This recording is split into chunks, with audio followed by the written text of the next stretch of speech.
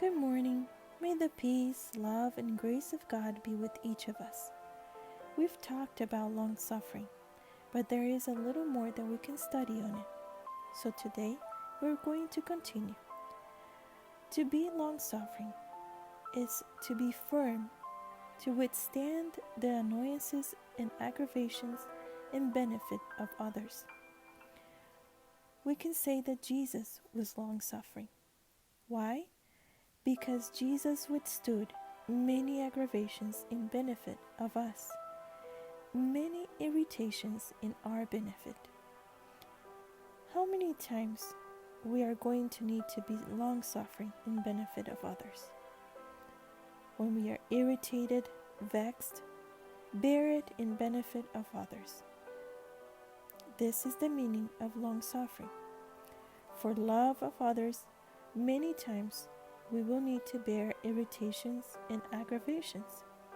The first time we talked about long suffering, it was focusing on generosity. And yes, it also means to be generous.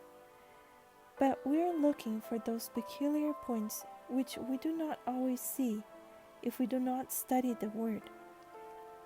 A person who is long suffering, he bears with firmness the annoyances and frustrations so that others will be benefited.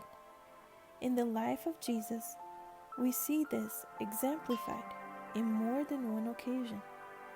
He not only bore with aggravations, but with insults, injury, and suffering for our benefit, because he loved us.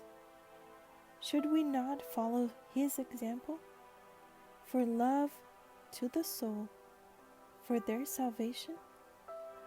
If we go to the dictionary, we will see that the definition of long suffering is suffering for a long time without complaining, very patient during difficult times. So, long suffering is patience, tolerance, acceptance without complaining of things that are unfair, but when endured, will benefit others. Now the word has a deeper meaning, doesn't it? And you see the scripture says that this is one of the fruits of the Spirit that we all need to have.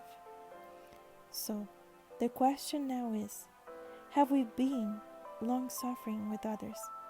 Have we endured difficulties, aggravations in favor of others? When we speak about long-suffering from now on, we will need to remember the meaning of the word and search our hearts to see if we're practicing this quality. When difficulties arise, do we abandon the souls for which we have been working? Or do we persevere and continue to work for their salvation in spite of the difficulties, the irritations, and the aggravations? Do we persevere in our prayer, our care, and our dedication towards them? I believe that when we look to Jesus and understand this word as he did and lived it, our attitude will be different.